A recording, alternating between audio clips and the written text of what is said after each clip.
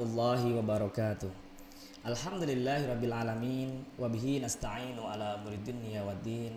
Assalatu wassalamu ala asrofil anbiya'i wal mursalin wa ala alihi wa sahbihi ajmain. Amma ba'd. Alhamdulillahirabbil alamin. Anak-anak semuanya, marilah kita senantiasa memanjatkan rasa syukur kita kehadirat Allah Subhanahu wa taala yang telah memberikan berbagai kenikmatan kepada kita. Salah satu di antaranya adalah nikmat sehat dan juga nikmat rasa semangat, yang mana pada kesempatan hari ini di waktu libur seperti ini anak-anak IPM ini melaksanakan kegiatan Taruna Melati 1 pimpinan ranting Ikatan Pelajar Muhammadiyah SMP Muhammadiyah Al-Mujahidin. Mudah-mudahan kegiatan yang diikuti oleh anak-anak semuanya dan kegiatan yang dilaksanakan ini senantiasa memberikan manfaat untuk kita semua. Amin ya rabbal alamin. Sholawat serta salam tak lupa semoga senantiasa tercurah limpahkan kepada junjungan kita Nabi Allah Muhammad Sallallahu Alaihi Wasallam dan juga pada seluruh umat pengikutnya hingga akhir zaman nanti. Amin amin ya rabbal alamin.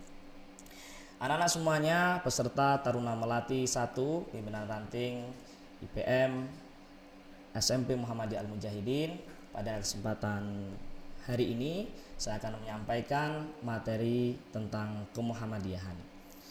Berbicara tentang Muhammadiyah, kita tidak bisa melepaskan dari sosok seseorang ya, yang mana seseorang itu sebagai tokoh pembaharu Islam dan merupakan pendiri Muhammadiyah itu sendiri, yaitu Kiai Haji Ahmad Dahlan. Tentu nama ini sudah tidak asing bagi teman-teman semuanya, bagi anak-anak semuanya ya. Karena Kiai Haji Ahmad Dahlan ini relatif terkenal, apalagi di sekolah Muhammadiyah, pasti mempelajari tentang kemuhammadiyahan. Ya, kita ulas sekilas tentang sejarah Kiai Haji Ahmad Dahlan. Beliau lahir di kota Yogyakarta, di Kauman tempatnya ya, pada tahun kurang lebih sekitar tahun 1868, di mana ia sejak kecil diberikan nama Muhammad Darwis.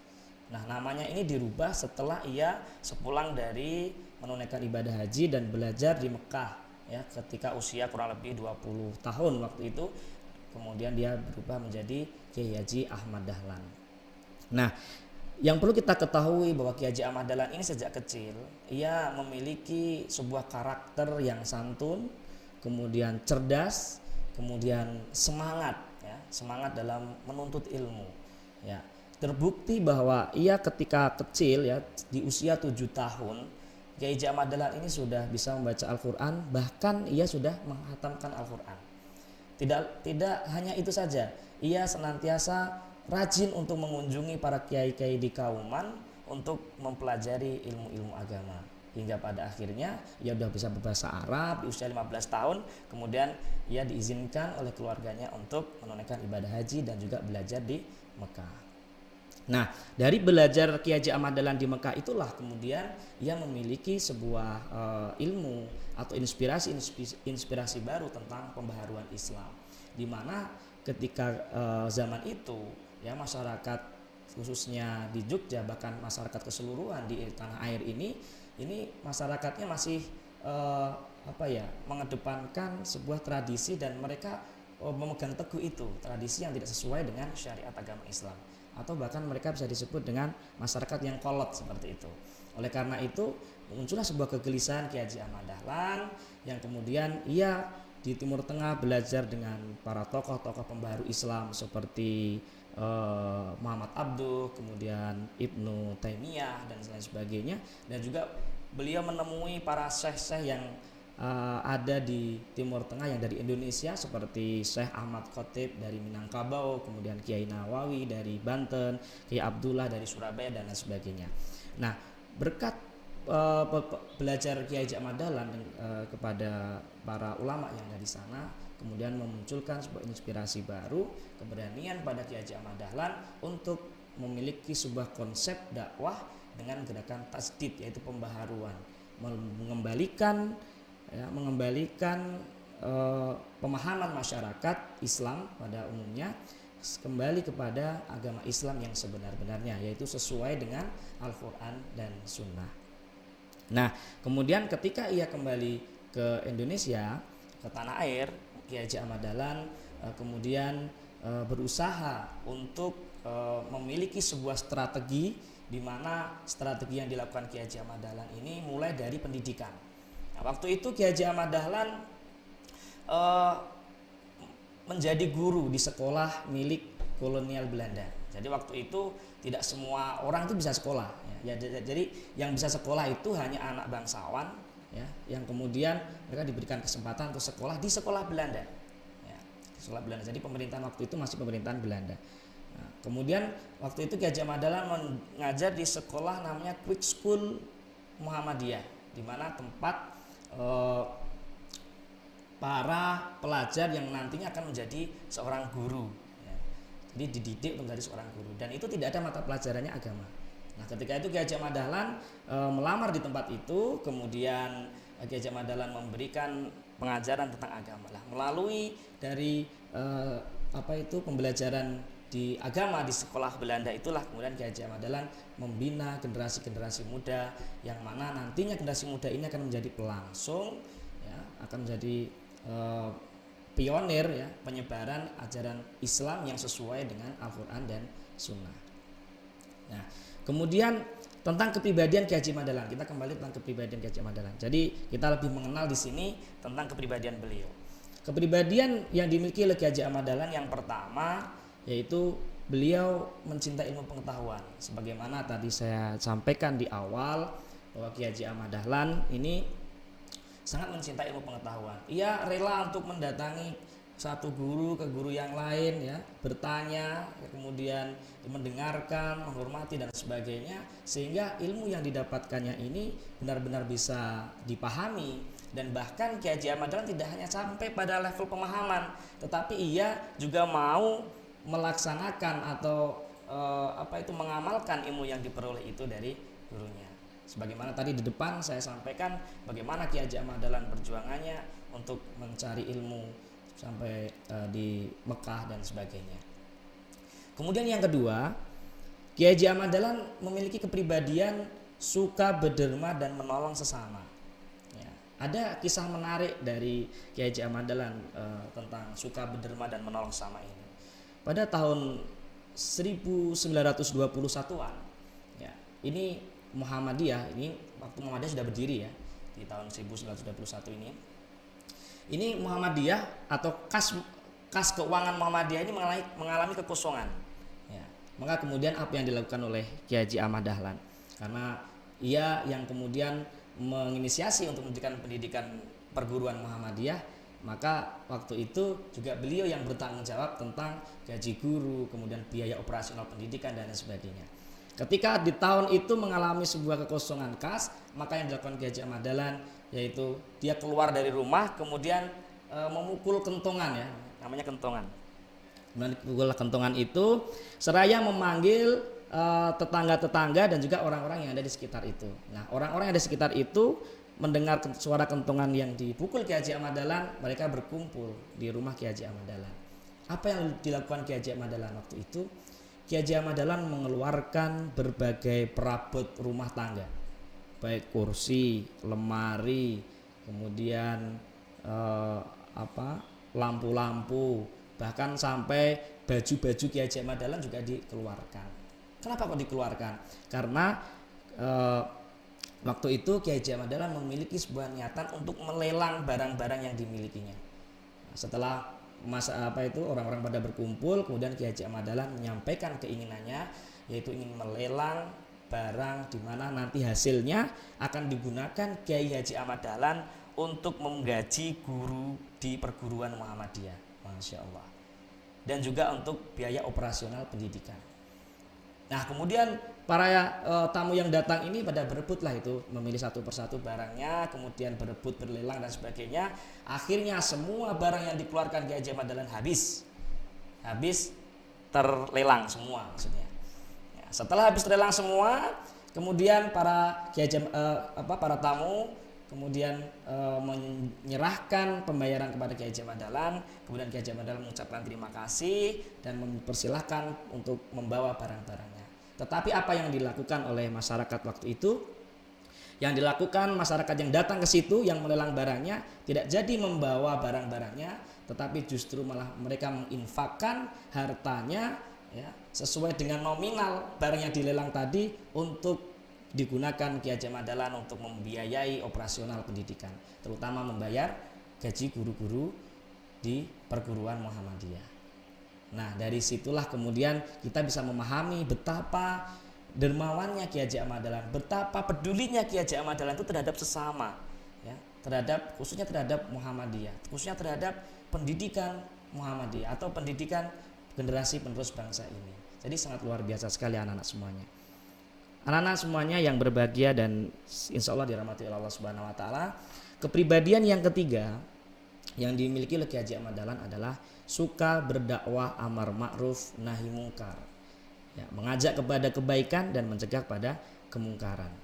Konsep Muhammadiyah didirikan yaitu untuk mewujudkan masyarakat Islam yang sebenar-benarnya. Sehingga konsep dakwah Ki Haji Ahmad Dahlan benar-benar memilah itu antara mana yang tradisi adat istiadat, ya, kemudian mana yang termasuk syariat Islam. Sehingga yang tradisi ya tradisi, yang syariat yang syariat. Jadi tidak dicampur adukkan. Ya. Kemudian perilaku-perilaku masyarakat yang ada pada waktu itu ya masih banyak yang mencampur adukan antara syariat Islam dengan adat istiadat setempat, ya, sehingga muncullah perilaku-perilaku penyakit akidah seperti perilaku syirik, kemudian tahayul, khurafat, bid'ah, yang mana semua itu mengarah pada perilaku syirik. Tahayul misalnya, ada pemahaman masyarakat yang sangat luas yang kemudian diyakini, ya, seperti halnya misalnya contoh mempercayai bahwa ketika misalnya ada cicak jatuh, nah, seolah diyakini akan mendapat rezeki. Ada pupu yang masuk ke rumah diyakini akan ada tamu agung atau akan mendapatkan tamu yang membawakan sebuah rezeki dan sebagainya. Itu cerita-cerita yang tidak ada dasarnya yang itu diyakini masyarakat. Dan itu banyak sekali diyakini oleh masyarakat itu. Sehingga itu yang kemudian menjadikan Ki Haji Ahmad Dahlan agak gelisah itu dengan perilaku-perilaku masyarakat yang masih memiliki pemikiran seperti itu. Kemudian khurafat, adanya sebuah kepercayaan masyarakat terhadap benda-benda yang dianggap memiliki kekuatan khusus yang bisa mendatangkan sebuah kebaikan kepada yang bersangkutan. Jadi misalnya punya punya keris misalnya, dipercaya bisa mengobati sakit dan sebagainya. Nah, perilaku-perilaku seperti itulah yang kemudian ada pada masyarakat waktu itu. Nah, Ki Haji Ahmad Dahlan kemudian dari situ berusaha untuk mengembalikan pemahaman masyarakat Islam kembali kepada jalan yang benar, yaitu senantiasa berpegang teguh kepada Quran dan hadis. Di mana Ki Haji Ahmad Dahlan ini memiliki karakter yang ketika ia belajar memahami, ya, itu kemudian langsung pengen dipraktekkan seperti itu. Maka kemudian ketika Ki Haji Ahmad Dahlan membaca Quran surat Ali Imran ayat 104, kemudian ia menelaahnya. Kurang lebih bunyinya A'udzubillahi minasyaitonirrajim, Bismillahirrahmanirrahim, wal takum minkum ummatu yad'una ilal khair wa ya'muruna bil ma'rufi wa yanhauna 'anil munkar wa ulaika humul muflihun. Dan hendaklah ada di antara kamu segolongan umat yang menyeru kepada kebajikan, menyeru kepada yang ma'ruf dan mencegah dari yang munkar. Merekalah orang-orang yang beruntung. Nah, dari kajian Ki Haji Ahmad Dahlan kemudian ditelaah oleh beliau, ini kemudian memunculkan inspirasi Ki Haji Ahmad Dahlan untuk mendirikan sebuah pergerakan, yaitu namanya organisasi. Ya.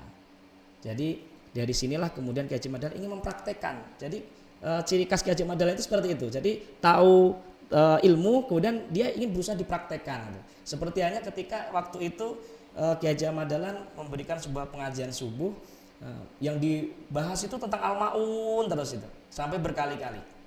Bahkan ketika itu sampai ada muridnya yang protes, ya, si Suja namanya itu protes kepada Ki Haji Ahmad Dahlan. Baik Kiai, kok yang dibaca Al-Ma'un terus gitu ya?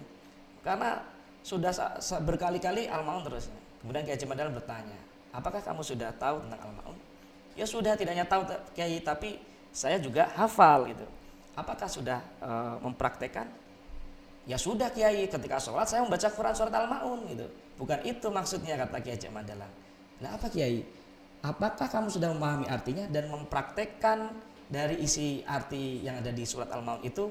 Nah, berawal dari itu kemudian Kiai Haji Ahmad Dahlan mengajak murid-muridnya untuk kembali ke rumah, untuk berterbaran di sekeliling rumahnya itu, kemudian untuk mencari para orang-orang yang anak-anak jalanan, orang miskin, yatim, untuk dibawa ke rumah, diberikan pakaian, kemudian dimandikan dengan sabun wangi dan sebagainya.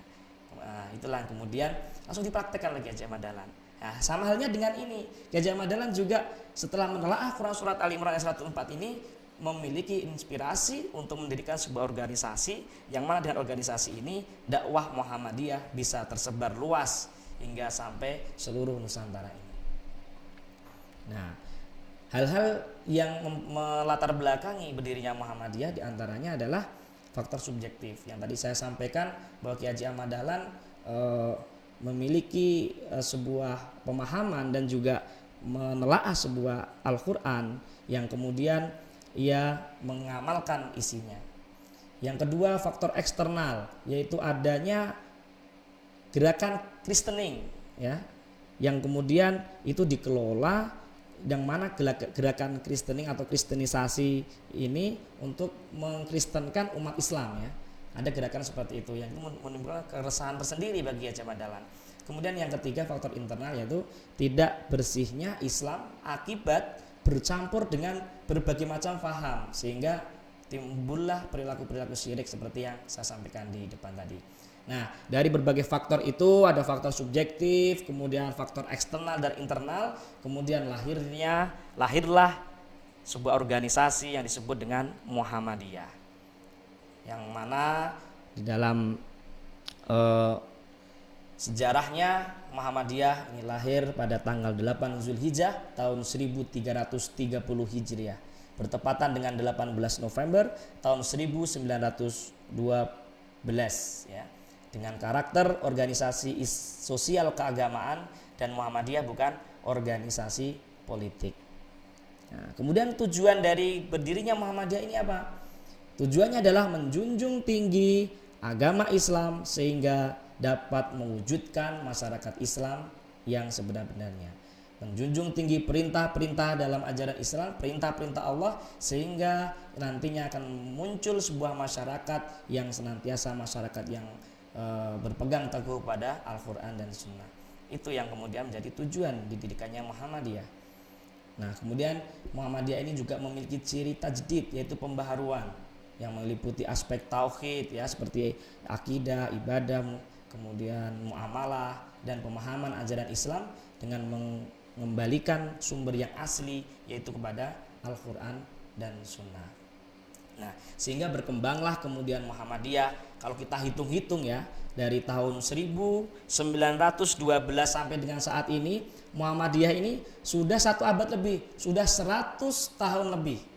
Jadi analisa Kiai Haji Ahmad Dahlan waktu mau mendirikan organisasi ini sangat tepat sekali.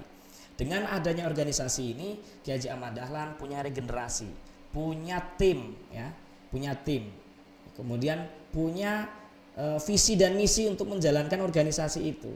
Nah, sehingga karena sejak awal berdirinya Muhammadiyah sudah jelas memiliki tujuan yang jelas untuk memulihkan ajaran Islam, maka organisasi Muhammadiyah ini bergerak di organisasi keislaman yang konsisten terhadap visi tersebut, yang konsisten terhadap tujuan Muhammadiyah itu didirikan.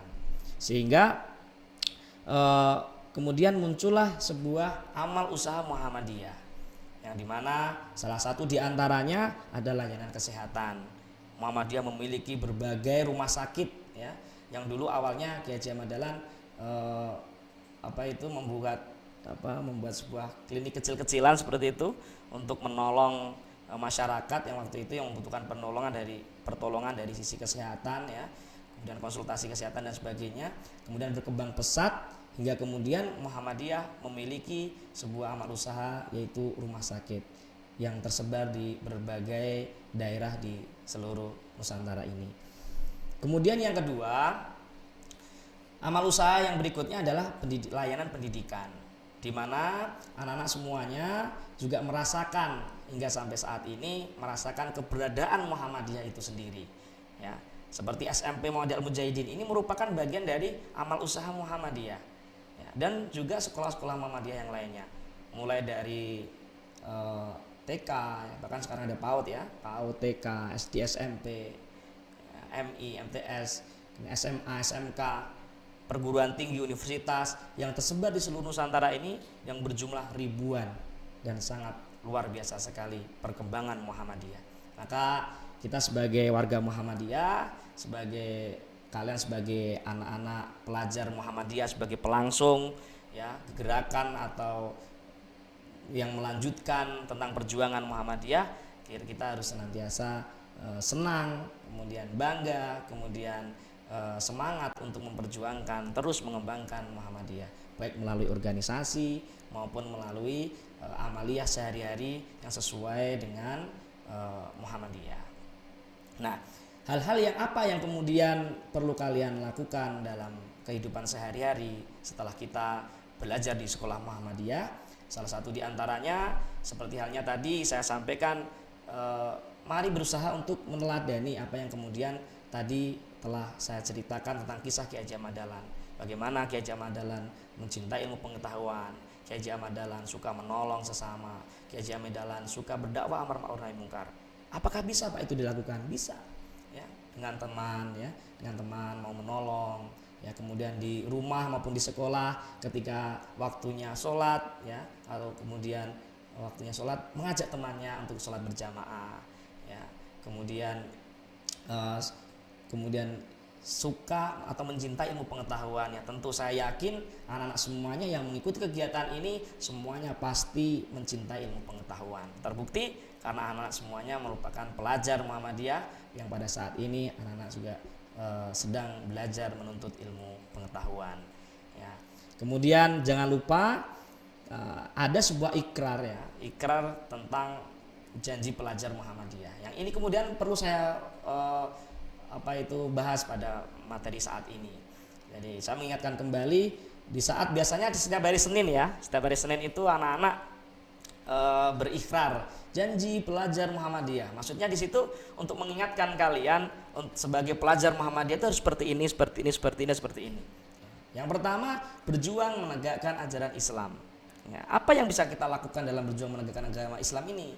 Ya, sebagai pelajar, ya kira-kira apa yang bisa dilakukan? Misalkan ya tadi di rumah, misalkan menggiatkan kegiatan TPA, ya, menggiatkan kegiatan-kegiatan yang berbasis masjid, ya. Kemudian mengajari adik-adiknya belajar membaca Al-Quran. Ya, ini sudah merupakan bagian dari perjuangan dalam menegakkan ajaran Islam. Ya, saya yakin anak-anak semua bisa, ya, bisa dan juga memiliki kemampuan untuk itu. Nah, apalagi di SMP Muhammadiyah Al-Mujahidin ini anak-anak diajarkan bagaimana tahsinnya, bagaimana tahfidnya, sehingga anak-anak memiliki kemampuan untuk itu. Dan juga kalau kita